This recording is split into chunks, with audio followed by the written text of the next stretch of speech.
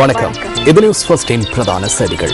உங்களோடு இணைந்து கொள்வோர் சந்திரிகா ஆறுமுகம், ஜெஃப்ரி ஜெபதார்ஷன். இன்றைய விரிவான செய்திகளுக்கு செல்லும் முன்னர் தலைப்புச் செய்திகள். அரசாங்கம் காணி சுவீகரிப்பினை தொடருமாயின் தொடர்ச்சியான மக்கள் போராட்டங்கள் நடத்தப்படும் தமிழ் தேசிய கூட்டமைப்பு தெரிவிப்பு. சூறாவளியின் தாக்கம் பங்களாதேஷுக்கு 12 பேர் உயிரிழப்பு. எரிபொருள் சுத்திகரிப்புக்கான பாதுகாப்பு இருப்பை பேணாமையினால் அதற்கு பொறுப்பானவர்கள் ராஜினாமா செய்ய வேண்டும். ஊழலுக்கு எதிரான குரல் அமைப்பு கோரிக்கை. ஆட்ட நிர்ணயத்தில் ஈடுபட்ட 3 IPL வீரர்களுக்கு போட்டி தடை. இனி விரிவான செய்திகள். நாட்டை சூழ உள்ள கடற்பரப்பில் வலுவடைந்த சூறாவளியின் தாக்கம் தொடருமா? அது குறித்து ஆராய்வதற்கு முன்னர் நாட்டை அண்மித்திருந்த கடற்பரப்பில் வலுவடைந்த சூறாவளி தற்போது நிலை கொண்டிருக்கும் கடற்பரப்பு தொடர்பில் கவனம் செலுத்தலாம். சர்வதேச காலநிலை அதிகாரிகளின் தரவுகளுக்கமைய சூறாவளி இன்று பங்களாதேஷை தாக்கியுள்ளது. மணித்தியாலத்துக்கு 100 கிலோமீட்டர் வேகத்தில் வீசும் சூறாவளியால் பங்களாதேஷின் கரையோர பகுதிகள் போன்றே நிலப்பகுதியும் பாதிக்கப்பட்டுள்ளன. பங்களாதேஷை தாக்கிய சூறாவளியால் இதுவரை 12 மரணங்கள் பதிவாகியுள்ளன. அங்கு கரையோர பிரதேசங்களை அண்மித்து வாழ்ந்த சுமார் 10 லட்சம் மக்கள் தற்போது பாதுகாப்பான இடங்களில் தங்க வைக்கப்பட்டுள்ளனர். அத்துடன் கடல் அலைகள் சுமார் 5 மீட்டர் வரை உயரலாம் என வானிலை அதிகாரிகள் எச்சரிக்கை விடுத்துள்ளனர். இதேவேளை இலங்கைக்கு வெளியே இந்த சூறாவளி நகர்ந்து கொண்டிருப்பதால் அதன் நேரடி தாக்கம் இலங்கையில் இனி ஏற்படாது என அறிவிக்கப்பட்டுள்ளது. எனினும் இன்றும் நாளையும் பலத்த காற்று வீசக்கூடும் என எதிர்பார்க்கப்படுகின்றது. காற்றின் வேகம் மணித்தியாலத்துக்கு 20 தொடக்கம் 40 கிலோமீட்டர் வரை காணப்படுவதோடு சில சந்தர்ப்பங்களில் அதன் வேகம் மணித்தியாலத்துக்கு 50 தொடக்கம் 60 கிலோமீட்டர் வரை அதிகரிக்கக்கூடும். அதனால் நாட்டை சூழ உள்ள கடற்பரப்பு சற்று கொந்தளிப்பாக காணப்படும்.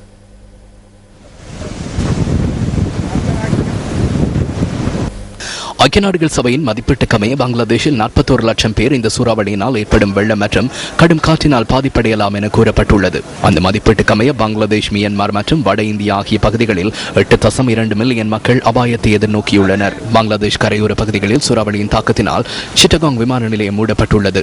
பாடசாலைகள், தேவாலயங்கள் உள்ளிட்ட பொது இடங்களில் மக்கள் தங்க வைக்கப்பட்டுள்ளதாக அந்த நாட்டு தகவல்கள் குறிப்பிடுகின்றன. இதேவேளை சூறாவளி அபாயத்தை எதிர்நோக்கியுள்ள மியான்மர் கரையோர பிரதேசங்களில் வாழும் மக்களை அங்கிருந்து வெளியேற்றும் நடவடிக்கை ஏற்கனவே ஆரம்பிக்கப்பட்டுள்ளது. மியான்மரின் ரக்கின் பிராந்தியத்தில் வாழும் ரோஹிங்கியாஸ் முஸ்லிம்களுக்கு சூறாவளியினால் அதிக பாதிப்பு ஏற்படலாம் என அஞ்சப்படுகிறது. தற்காலிக முகாம்களில் வாழும் சுமார் 38,000 பேரை பாதுகாப்பான இடங்களுக்கு அனுப்பும் நடவடிக்கைகள் மியான்மர் அதிகாரிகளால் முன்னெடுக்கப்பட்டு வருவதாக அந்த நாட்டு தகவல்கள் குறிப்பிடுகின்றன.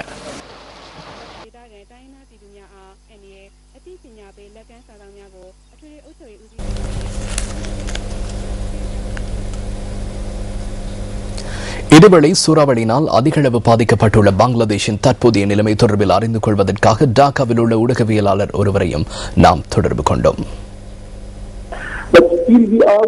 தெற்கு பங்களாதேஷின் கரையோரத்தை அண்மித்த கிராமங்களே அதிகளவில் பாதிக்கப்பட்டுள்ளன. அதிகளவிலான பயிர் நிலங்கள் அழிவடைந்துள்ளன.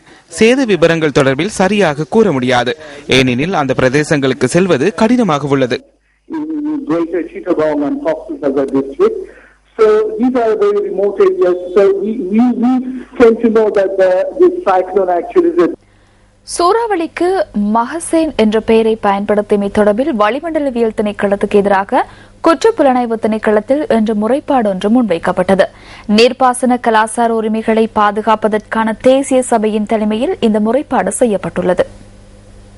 மகசேன் என்ற பெயரை வளிமண்டலவியல் திணைக்களம் பிரேரித்துள்ளதாகவும் தேசிய மட்டத்திலான அபகீர்த்தி தொடர்பில் அந்த திணைக்களம் மன்னிப்பு கோர வேண்டும் எனவும் நீர்ப்பாசன கலாசார உரிமைகளை பாதுகாப்பதற்கான தேசிய சபையின் பொதுச் செயலாளர் நிமல் வீரதுங்க தெரிவிக்கின்றார். இலங்கை சமூகத்தவர்களால் மகாசேன மன்னன் கடவுளாக போற்றப்படுகின்றார்.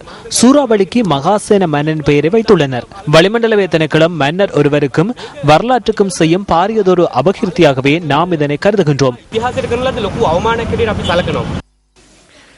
2004ஆம் ஆண்டு பிரேரிக்கப்பட்ட பெயருக்கு அமைய வங்காள விரிகுடாவில் அண்மையில் உருவாகிய சூறாவளிக்கு மகேசன் என்ற பெயரிடப்பட்டதாக இது தொடர்பில் வளிமண்டலவியல் திணைக்களத்தின் பணிப்பாளர் நாயகம் HS காரியவசம் வெளியிட்டுள்ள அறிக்கையில் குறிப்பிடப்பட்டுள்ளது.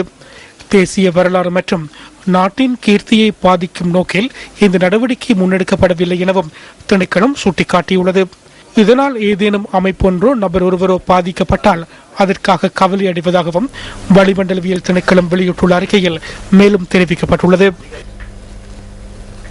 அரசாங்கம் காணி சுவீகரிப்பினை தொடருமாயின் அதற்கு எதிராக தொடர்ச்சியான மக்கள் போராட்டங்கள் நடத்தப்படும் என தமிழ் தேசிய கூட்டமைப்பு தெரிவிக்கின்றது. வலிகாமம் வடக்கு மற்றும் கிழக்கில் காணி சுவீகரிப்புக்கு எதிராக மேன்முறையீட்டு நீதிமன்றத்தில் ரீட் மனு தாக்கல் செய்துள்ள நிலையில் தமிழ் தேசிய கூட்டமைப்பின் பாராளுமன்ற உறுப்பினர் எம்.எஸ். சுமந்திரன் இதனை குறிப்பிட்டுள்ளார். யாழ்ப்பாணம் வலிகாமம் வடக்கு மற்றும் கிழக்கு பகுதிகளில் ராணுவ தேவைக்காக காணி சுவீகரிக்கப்படுவதை தடுத்து நிறுத்துமாறு கோரி நேற்று 1474 பேர் ரிட் மனுவை தாக்கல் செய்துள்ளனர். தமக்கு சொந்தமான காணிகள் சட்டவிரோதமாக கைப்பற்றப்பட்டுள்ளதாகவும் அதனை தடுத்து நிறுத்தி காணிகளை தம்மிடம் மீள ஒப்படைக்குமாறும் மனுதாரர்கள் இந்த மனுவில் கோரிக்கை விடுத்துள்ளனர். சுவீகரிக்கப்படுவதாக அறிவிக்கப்பட்டுள்ள 25.8 சதுர கிலோமீட்டர் நிலப்பரப்பு 37.21 சதுர கிலோமீட்டர் பரப்பளவிலான கொழும்பு நகரத்தின் 2/3 பகுதிக்கு ஒப்பானது என அந்த மனுவில் குறிப்பிடப்பட்டுள்ளது. 2011ஆம் ஆண்டு அவசர கால சட்டம் நீக்கப்பட்ட நிலையில் தற்போது குறித்த பிரதேசத்தை அதிஉயர் பாதுகாப்பு வலயம் என பிரகடனப்படுத்துவதற்கோ அல்லது பொது தேவைக்கென சுவீகரிப்பதற்கோ எவ்வித சட்ட ஏற்பாடுகளும் இல்லை என மனுதாரர்கள் சுட்டிக்காட்டியுள்ளனர். காணி மற்றும் காணி அபிவிருத்தி அமைச்சர், யாழ் மாவட்ட காணி சுவீகரிப்பு உத்தியோகஸ்தர், காணி அளவையாளர் ஆகியோர் மனுவின் பிரதிவாதிகளாக குறிப்பிடப்பட்டுள்ளனர். இட்டை வரைக்கும் 3000க்கும் மேற்பட்ட மக்கள் முன் வந்திருக்கிறார்கள். அவர்களிலே 1474 பேர் மனுதாரர்களாக கொண்ட ஒரு வழக்கு நேற்றைய தினம் மேன்முறையீட்டு நீதிமன்றத்திலே தாக்கல் செய்யப்பட்டிருக்கிறது. என்றும் இல்லாதவாறு இலங்கை சரித்திரத்திலேயே 1000க்கும் மேற்பட்ட மனுதாரர்களை கொண்ட வழக்கு இதுதான் முதல் தடவையாக தாக்கல் செய்யப்பட்டிருக்கிறது. இந்த நடவடிக்கையிலிருந்து அரசாங்கம் பின்வாங்காவிட்டால், இதனை கைவிடாவிட்டால் தொடர்ச்சியான மக்கள் போராட்டங்களை நாங்கள் முன்னின்று நடத்துவோம். சர்வதேச சமூகத்திடத்திலேயும் விசேஷமாக ஐக்கிய நாடுகள் சபை, ஏனைய நாடுகள், இலங்கையிலே கசனையாக இருக்கிற நாடுகளுக்கு நாங்கள் இதனை எடுத்துச் சொல்லுகிறோம்.